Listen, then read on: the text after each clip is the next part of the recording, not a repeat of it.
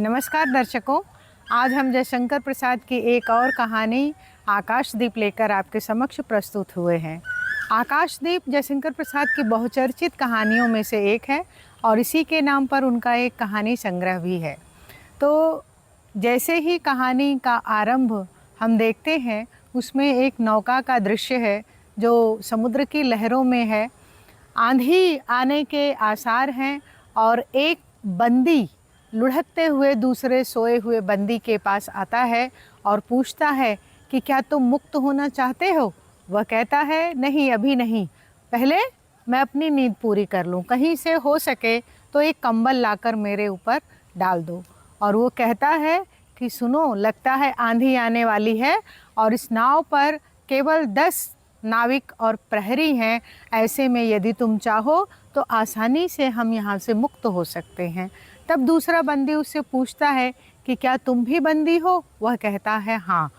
वह पूछता है कि वह कैसे मुक्त हो पाएगा, क्या उसके पास हथियार मिल पाएगा। तो पहला बंदी कहता है हाँ, उसकी व्यवस्था हो जाएगी। क्या तुम इस पोत से जुड़े हुए रज्जु को अर्थात रस्सी को काट सकोगे। वह कहता है हाँ। और उसी समय पहला बंदी लुढ़कते हुए नाव पर जाता है और एक मतवाले नाविक के पास से उसकी कमर से कटार निकाल करके पुनः लुढ़कते हुए दूसरे बंदी के पास आता है और उसे वह कटार देता है। आंधी आने की सूचना पोत के नायक ने आपत्ति सूचक तूर्य बजा कर दी। सभी व्यस्त हो गए। कोई पाल खींचने लगा, कोई नौका को सही दिशा देने लगा, कोई डाणे लगाने लगा नाव में। और उधर दूसरा बंदी चुपचाप पड़ा हुआ था अपने स्थान पर, ताकि उसके हिलने डुलने का किसी को एहसास ना हो। इस समय अवसर पा करके उसने पोत से जुड़े हुए रज्जू को काट दिया और एक झटके में नाव स्वतंत्र हो गई। दोनों बंदियों ने हर्ष से एक दूसरे को गले लगा लिया।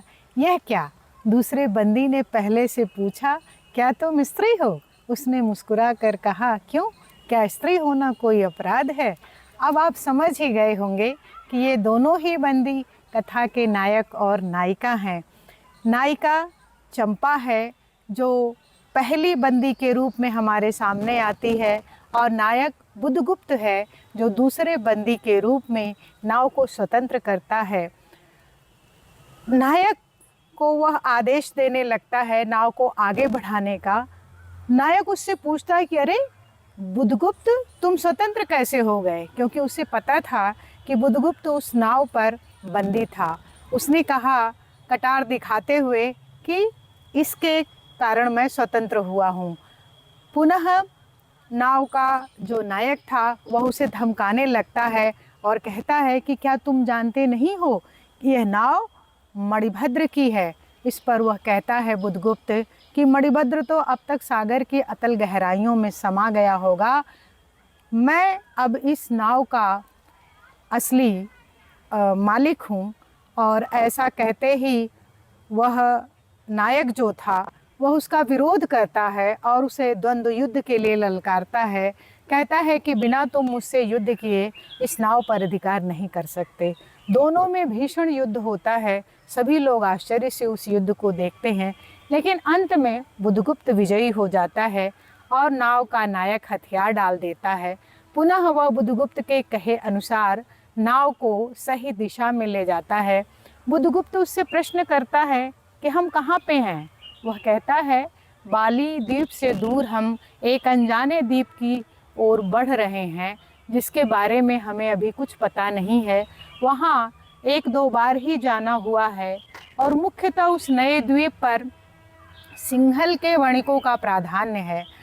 फिर वह नाविकों से सावधानी से डाणे लगाने को कहता है और कहता है कि यहाँ एक छुपा हुआ द्वीप है समुद्र के बीच में, जिससे अगर नाव टकरा गई तो वह नष्ट भ्रष्ट हो सकती है। इस तरह से वो खतरों से बचते हुए नाव को लेकर के उस अनजाने द्वीप की तरफ बढ़ते हैं। वहाँ पहुँचने पर किनारे पर सबसे पहले नाव से चंपा हर्ष के साथ कूदती है और उसके पश्चात नाव में सवार जितने भी नाविक होते हैं बुधगुप्त समेत, वे सभी नीचे उतरते हैं। बुधगुप्त प्रश्न करता है, इस द्वीप का नाम क्या है? तो नायक कहता है कि पता नहीं। वह कहता है, आज से इस द्वीप का नाम चंपा होगा। और इस तरह से वे वहीं पर अवस्थित हो जाते हैं। वहाँ के बाज़ारों से, वहाँ मिलने वाले स्थानीय जो सामान हैं उनको लेकर के बुधगुप्त आसपास के द्वीपों से व्यापार करने लगता है। और इस तरह वह बुधगुप्त जो एक निर्दयी लुटेरा था, वो एक बड़ा वणिक बन जाता है और आसपास के द्वीपों पर उसकी खूब प्रसिद्धि हो जाती है। वह इस व्यापार से बहुत धन कमाता है और चंपा की भरपूर वो उन्नति करता है। वहाँ के निवासियों की, वहाँ के प्रजा की वो बहुत देखभाल करता है और उनके विकास के प्रयास वो चंपा की प्रेरणा से करता है। इधर चंपा के लिए उसके हृदय के कोने में एक कोमल भावना जागृत हो जाती है। उसके क्रूर हृदय में यह कोमल भावना उसे स्वभावतः और कृत्यतः परिवर्तित कर देती है। वास्तव में उसके प्रति खिंचाव या आकर्षण तो चंपा के भी मन में रहता है, लेकिन उसके मन के कोने में कहीं ना कहीं एक संदेह रहता है कि बुधगुप्त जो समुद्री लुटेरा था, उसी के आक्रमण के समय उसके पिता की मृत्यु हो जाती है। और कहीं ना कहीं चंपा के मन में यह भाव जम जाता है कि बुधगुप्त के ही द्वारा उसके पिता की मृत्यु हुई है, किंतु अपने इस भाव को वह छुपाए रहती है। पर जब बुधगुप्त उसे प्रणय निवेदन करता है तो चंपा खुल करके कहती है कि मुझे आशंका है कि मेरे पिता की हत्या तुम्हारे ही द्वारा हुई, इसलिए मैं तुम्हारे प्रणय प्रस्ताव को स्वीकार नहीं कर सकती। लेकिन कहीं ना कहीं बुधगुप्त उसके प्रति इतना आकर्षित है कि वह उसे छोड़ भी नहीं सकता है और चंपा उसे अपने पास भी नहीं आने देती है। बुधगुप्त जब एक दिन व्यापार को कहीं दूर देश में गया हुआ था, तो चंपा नगरी के एक उच्च सौध पर बैठी हुई दीपक जला रही थी और उसे वो दीपाधार के सहारे ऊंचे आकाश में ले जाना चाहती थी, लेकिन वह भी जानती थी कि यह कार्य संभव नहीं है। ऐसे में उसकी सखी, वहाँ की मूल निवासिनी जया आती है। जया से वो पूछती है कि क्यों महानाविक के आने में कितना समय है। निश्चित रूप से वह बुधगुप्त के ही विषय में जिज्ञासा कर रही है। उसी समय पीछे से उसके कंधे पर कोई हाथ रखता है।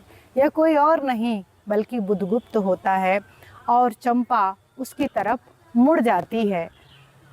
उसको वहाँ आया देखकर वह हर्षातिरेक से उससे लिपट जाती है, लेकिन तुरंत उसे जैसे ही अपनी स्थिति का आभास होता है वह अलग हो जाती है। वह बुधगुप्त से कहती है कि तुम कहाँ थे? वो कहता है कि मैं पढ़ने के लिए बाहर गया था और अब वापस आ गया हूँ। तुम यहाँ क्या कर रही थी अकेली? वह कहती है कि मैं दीप जलाने के लिए यहाँ आई थी। बुधगुप्त प्रश्न करता है कि किस लिए? तब चंपा उत्तर देती है उसके प्रश्न का कि संभवतः समुद्र में सोने वाले भगवान विष्णु के लिए मैं यह दीप जला रही हूँ। वह हंसता है और कहता है जिनको तुम भगवान मानती हो उनको दीपक दिखाने की क्या आवश्यकता है। तब चंपा सुनाती है कि बचपन में उसने अपनी माँ को ऐसा करते हुए देखा था। जब उसके पिता मणिभद्र के साथ व्यापार के लिए दूर दूर देशों की यात्रा करते होते थे, तब माँ हर संध्या के समय ऐसे ही दीप को जला करके बांस के सहारे ऊपर उठा देती थी, जिससे दूर दूर तक उजाला हो जाता था। और जब चंपा प्रश्न करती थी कि माँ यह क्या है, तो वह कहती थी कि मुझे ऐसा विश्वास है कि यदि मेरा पति इस अंधेरे में कहीं भटक गया होगा तो यह दीप उसे रास्ता दिखाएगा। और जब उसके पिता वापस लौटते हैं तो वह उसकी माता के इस कार्य के बदले बहुत ही कृतज्ञ होते हुए कहते हैं कि वास्तव में तुम्हारे इस विश्वास की वजह से ही मैं वापस लौट करके आया हूँ। यह घटना चंपा के मन पे भी बहुत गहरा असर डालती है और यही कारण है कि उस दीप के प्रति उसकी आस्था बढ़ जाती है। संभवतः वह दीप केवल ईश्वर के लिए ही नहीं बल्कि कहीं ना कहीं बुद्धगुप्त के लिए और ऐसे तमाम नाविकों के लिए आशा की राह दिखाता है जो समुद्र में दूर दूर देशों की यात्राएं करते हैं और कभी कभी भयंकर मौसम होने के कारण अंधेरे में उनके भटकने का डर रहता है। चंपा की इच्छा अनुसार बुद्धगुप्त चंपा के उस भाग में जहाँ ऊंची ऊंची पर्वत श्रेणियां थी उनके ऊपर एक ऊंचे भवन का निर्माण कराता है जो दीपक के जलने का स्थान निर्धारित किया जाएगा। उस स्थान पर दीपक जलाने से निश्चित रूप से दूर दूर तक रोशनी जाएगी और जो नाविक अपनी नावें ले करके समुद्र में जाते हैं उनको वो रास्ता दिखाने का कार्य करेगी। जब वह दीपाधार बनकर के तैयार होता है तो चंपा, जिसे वहाँ के लोग चंपा की रानी कहते हैं, वह पालकी में बैठ करके उस स्थान पर जाती है। वहाँ बुद्धगुप्त भी पहुँचता है। वो दोनों उस दीप स्तंभ के भवन में जाते हैं और चंपा जब वहाँ से नीचे देखती है तो देखती है कि वहाँ पे चंपा के बहुत सारे निवासी एकत्रित हो गए हैं। वह जया से प्रश्न करती है कि यह क्या तुमने किया, क्या सारे चंपा को यहाँ आने का निमंत्रण दे दिया? वह हंसती है और कहती है क्यों नहीं देती, आज रानी का विवाह है ना। इस पर वह प्रश्न सूचक नेत्रों से बुद्धगुप्त की तरफ देखती है तो बुद्धगुप्त मुस्कुराते हुए कहता है यदि तुम्हारी आज्ञा हो तो यह विवाह अभी संपन्न हो सकता है, क्योंकि इसके पश्चात मैं वाणिज्य के लिए दूर देश की यात्रा पर निकल जाऊंगा। चंपा विवशता से उसकी ओर देखती है और कहती है बुद्धगुप्त, तुम मेरे साथ बंदिनी जैसा व्यवहार कर रहे हो। क्या तुम्हें एक बार भी इससे पहले मेरी आज्ञा नहीं लेनी चाहिए थी? मैं तुमसे विवाह नहीं कर सकती, क्योंकि तुमसे विवाह करने का अर्थ है फिर से बंदिनी सा जीवन व्यतीत करना। अब मैं इसी स्थान पर रहना चाहती हूँ और यहाँ के निवासियों की सेवा में अपना जीवन व्यतीत करना चाहती हूँ। तुम्हारे पास अब अतुल धन संपत्ति है, उसको लेकर तुम अपने स्वदेश लौट सकते हो। बुद्धगुप्त अपने आप को पराजित अनुभव करता है, किंतु वह चंपा का विरोध नहीं करता है। वह उसके साथ जबरदस्ती नहीं करना चाहता। वह कहता है कि चंपा, अब बहुत दिन हो गए मुझे अपने देश से यहाँ आए हुए और मुझे अपने देश की स्मृति बहुत सताती है। यदि तुम चाहो तो हम अपने मातृभूमि प्रिय भारत देश को लौट सकते हैं। तब चंपा अत्यंत वेदना के साथ उसकी ओर देखते हुए कहती है कि जाओ, तुम अपने देश जाओ, मैं यहीं रहकर यहाँ के भोले भाले निवासियों की सेवा करूँगी, क्योंकि मेरे लिए अब स्वदेश का कोई अर्थ नहीं। मेरे लिए सब भूमि मिट्टी है और सब आकाश एक सा है। मेरे लिए स्थान भेद अब कोई मायने नहीं रखता है। यहीं पर उस कहानी का अंत हो जाता है और बुद्धगुप्त को अपनी नावों के साथ, नाविकों के साथ भारतवर्ष की ओर प्रयाण करते हुए दिखाया जाता है। चंपा अपने उस दीपाधार वाले भवन से उसको जाता हुआ देखती है और ठंडी सांस लेती है। वास्तव में यह जो कहानी है वह एक ऐसे प्रेम की कहानी है जिसमें घृणा का पुट भी मिला हुआ है, क्योंकि चंपा को यह संदेह है कि लुटेरे बुद्धगुप्त के द्वारा ही उसके पिता की हत्या हुई है, तो वह कहीं ना कहीं उससे बदला लेने की भावना भी रखती है और साथ ही साथ उसे बुद्धगुप्त से प्रेम हो जाता है। उधर बुद्धगुप्त भी प्रेम की वजह से परिवर्तित होता है। वह, जिसका हृदय इतना कठोर था कि वह हत्या व्यवसायी था, वह समुद्री लुटेरा था, वह एक वणिक के रूप में परिवर्तित हो जाता है, जिसके जहाज पण्य का सामान लेकर दूर दूर देशों को जाते हैं और वह अतुल धनराशि चंपा के लिए एकत्रित करता है। उसके लिए एक नए द्वीप का निर्माण कर देता है, उसके लिए प्रजा का निर्माण कर देता है। तो यह कहानी प्रेम की शक्ति की है जो व्यक्ति को परिवर्तित करती है, उसे उन्नत बनाती है, ऊंचा उठाती है।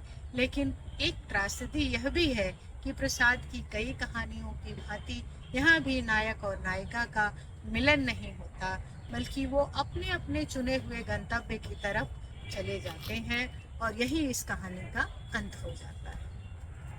प्रिय दर्शकों, यदि आपको आज की यह कहानी पसंद आई हो तो इसी तरह की और कहानियाँ सुनने के लिए आप हमारे इस चैनल को सब्सक्राइब करें और लाइक करें तथा आपसे अनुरोध है कि अपने मित्रों के साथ इसको शेयर करें और साथ ही साथ अपने विचारों से कमेंट में हमें अवगत कराने का भी कष्ट करें।